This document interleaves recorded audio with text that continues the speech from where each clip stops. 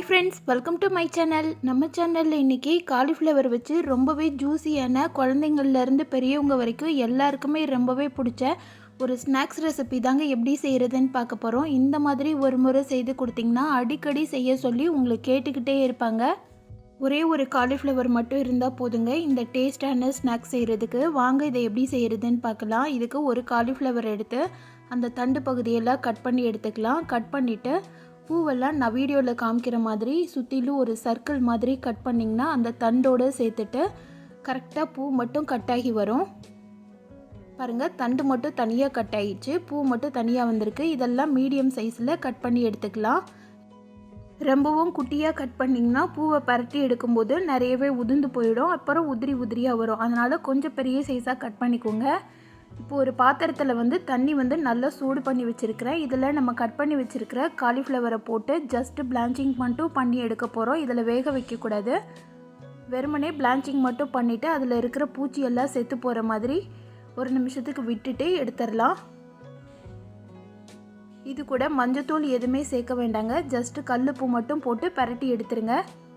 தண்ணி நல்லா கொதிக்க ஆரம்பித்தோடனே நல்லா 2 முறை நல்லா பரட்டி விட்டுட்டு அதெல்லாத்தையும் ஃபில்ட்ரு பண்ணி எடுத்துடலாம். எடுத்துகிட்டு இன்னொரு முறை நார்மல் வாட்டர் வச்சு வாஷ் பண்ணிடுங்க. இதை ஒரு அகலமான பாத்திரத்தில் சேர்த்துடலாம். இது கூட 1 ஸ்பூன் அளவு சோயா சாஸ் சேர்த்துக்கோங்க. 2 ஸ்பூன் அளவு மைதா மாவு, 2 ஸ்பூன் அளவு கார்ன்ஃப்ளவர் அதையும் சேர்த்துக்கலாம். சேர்த்துட்டு இது எல்லாத்துக்கும் தேவையான அளவு உப்பு சேர்த்துக்கோங்க. சேர்த்துட்டு தண்ணி எதுவுமே சேர்க்காமல் கை வச்சு நல்லா அழுத்தம் கொடுத்து பிசைங்க. காலிஃப்ளவரில் இருக்கிற ஈரப்பதமே போதுமானதாக இருக்கும். தேவைப்பட்டால் மட்டும் தண்ணி கொஞ்சமாக தெளிச்சிட்டு பிசைஞ்சுக்கோங்க.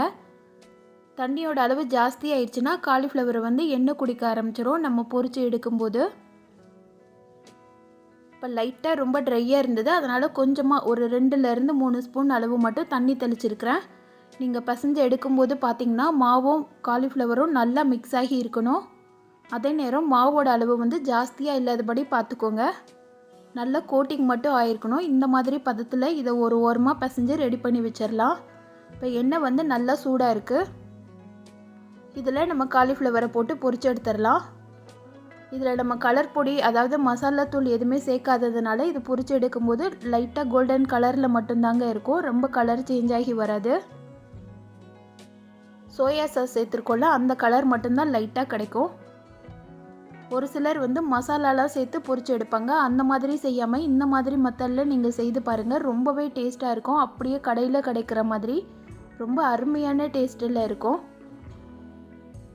இது ரொம்ப நேரம் பொரிய விடாதீங்க. நல்லா 2 பக்கமும் திருப்பி விட்டு பொரிச்சு எடுத்திங்கன்னா ஒரு 2 நிமிஷத்துக்குள்ளேயே காலிஃப்ளவர் நல்லா பொரிஞ்சு வந்துடும். நீங்கள் கரண்டியில் எடுத்து பார்க்கும்போது நல்லா கிறிஸ்பியாக இருக்கணும். பாருங்கள் எந்த அளவுக்கு நல்லா கிறிஸ்பியாக இருக்குன்னு சொல்லிவிட்டு. இது இந்த மாதிரி மெத்தடில் நீங்கள் பொரிக்கும்போது மாவோட அளவு கரெக்டான கன்சிஸ்டன்சியில் போட்டிங்கன்னா எண்ணெய் துளி கூட குடிக்காதுங்க. இதே மாதிரி நம்மக்கிட்ட இருக்கிற எல்லா காலிஃப்ளவரையும் பொரிச்சு எடுத்துடலாம். ஒரு பேனில் காலிஃப்ளவர் பொரிச்ச எண்ணெயிலேருந்தே ஒரு 1.5 கரண்டி அளவு எண்ணெய் எடுத்துக்கிறேன். இது கூட 1 ஸ்பூன் அளவு பூண்டு பொடி பொடியாக கட் பண்ணி வச்சுருக்கிறேன், அதை சேர்த்துக்கலாம். மீடியம் சைஸ் இஞ்சி துண்டு 1 ஸ்பூன் அளவு சேர்த்துக்கலாம். அதையும் பொடி பொடியாக கட் பண்ணிவிட்டு சேருங்க. இதை 2ஐயும் சேர்த்துட்டு ஒரு நிமிஷத்துக்கு அந்த எண்ணெயிலேயே நல்லா வதக்கி விட்டுடுங்க. இஞ்சி பூண்டு ஓரளவுக்கு நல்லா வதங்கி கலர் சேஞ்ச் ஆக ஆரம்பித்தோடனே பெரிய வெங்காயம் 3 பெரிய வெங்காயம் பொடி பொடியாக அரிஞ்சு வச்சுருக்கிறேன். அதில் 3/4 அளவு சேர்த்துக்கோங்க. 1/4 அளவு கடைசியாக சேர்த்துக்கலாம். வெங்காயம் சேர்த்துட்டு நல்லா வதக்கி விட்டுடுங்க. வெங்காயம் ஓரளவுக்கு நல்ல கலர் சேஞ்ச் ஆகி வரணும். இதுக்கு எந்த அளவுக்கு வெங்காயம் ஜாஸ்தியாக சேர்க்குறீங்களோ அந்த அளவு சாஸோட குவான்டிட்டி ஜாஸ்தியாக கிடைக்கும். பாருங்கள், வெங்காயம் எந்த அளவுக்கு நல்லா கலர் சேஞ்ச் ஆகி வந்தோடனே கேப்சிகம் ஒரே ஒரு கேப்சிகம் நீளமாக அரிஞ்சு வச்சுருக்கிறேன். இது ஆப்ஷனல் தான், வேணும்னா சேர்த்துக்கோங்க, இல்லைனா ஸ்கிப் பண்ணிடலாம். இதை சேர்த்துக்கிட்டிங்கன்னா நல்ல டேஸ்ட்டும் ஃப்ளேவரும் கிடைக்கும். அதையும் சேர்த்துட்டு ஒரு 2 நிமிஷத்துக்கு வதக்கி விட்டுடலாம். கேப்சிகம் ரொம்ப வதங்கக்கூடாது, ஓரளவுக்கு நல்லா க்ரன்ச்சியாக இருந்தால் தான் நல்லாயிருக்கும். இது கூட இப்போ சில்லி சாஸ் 1 ஸ்பூன் சேர்த்துக்கலாம். சோயா சாஸ் ஒரு 1/2 ஸ்பூன் மட்டும் சேர்த்துக்கோங்க. இது கூட டொமேட்டோ கெச்சப் ஒரு 5லேருந்து 6 ஸ்பூன் வரைக்கும் சேர்த்துக்கோங்க. காலிஃப்ளவர் அளவை பொறுத்து சாஸோட அளவும் மாறுபடும். இது கூட லைட்டாக ஒரு 1/4 ஸ்பூன் அளவு மட்டும் வெங்காயத்துக்கும் கேப்சிகத்துக்கும் உரிய உப்பு மட்டும் சேர்த்துக்கலாம். சேர்த்துட்டு எல்லாத்தையும் நல்லா ஒரு நிமிஷம் மிக்ஸ் பண்ணி விட்டுடுங்க. இதை மிக்ஸ் பண்ணும்போது ஹை ஃப்ளேமில் வச்சு மிக்ஸ் பண்ணுங்கள். சைனீஸ் ரெசிப்பியில் எப்பயுமே செய்யும்போது நீங்கள் ஹை ஃப்ளேமில் வச்சு செய்தால் தான் கரெக்டான அளவில் கிடைக்கும். அந்த டேஸ்ட் நல்லா எடுத்து கொடுக்கும். இதை ஒரு நிமிஷத்துக்கு நல்லா மிக்ஸ் பண்ணி விட்டுட்டு இது கூட ஒரு குழிக்கரண்டி அளவு தண்ணி சேர்த்துக்கலாம். அப்போ தான் சாஸும் வெங்காயமும் நல்லா வெந்து வரும்.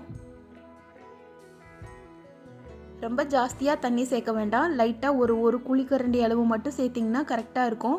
சேர்த்துட்டு ஒரு நிமிஷம் நல்லா மிக்ஸ் பண்ணி விட்டுடுங்க. இப்போ வெங்காயமும் ஓரளவுக்கு நல்லா ஜூஸியாக ஆரம்பிச்சிருக்கோம். இது நல்லா வதங்கிட்டு ஒரு தொக்கு கன்சிஸ்டன்சிக்கு வந்தோடனே நம்ம பொரிச்சு வச்சுருக்கிற காலிஃப்ளவர் எல்லாத்தையும் சேர்த்துடலாம்.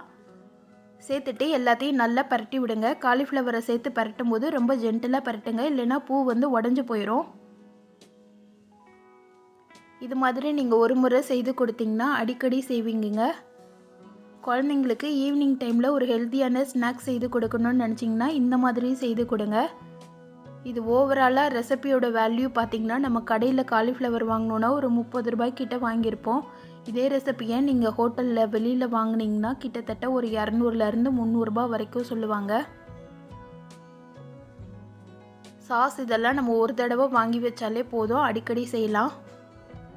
காலிஃப்ளவர் சாஸோட எல்லா பக்கமும் நல்லா மிக்ஸ் ஆகி வர மாதிரி நல்லா கோட்டிங் பண்ணி விட்டுடுங்க. கடைசியாக இறக்குறதுக்கு முன்னாடி ஒரு கைப்பிடி அளவு கொத்தமல்லி தலையும் கொஞ்சமாக கட் பண்ண வெங்காயமும் சேர்த்துட்டு சுட சுட சர்வ் பண்ணிங்கன்னா குழந்தைங்கள்லேருந்து பெரியவங்க வரைக்கும் எல்லோரும் விரும்பி சாப்பிடுவாங்க. இதே மெத்தடில் நீங்கள் ப்ரெட் இருந்ததுன்னா கூட செய்து பார்க்கலாம், ரொம்பவே டேஸ்ட்டாக இருக்குங்க. ப்ரெட் வச்சு எப்படி செய்கிறதுன்னு சொல்லிட்டு நம்ம சேனலில் வீடியோ போட்டிருக்கிறேன். அதோட லிங்க் டிஸ்கிரிப்ஷனில் கொடுக்குறேன், செக் பண்ணி பாருங்கள்.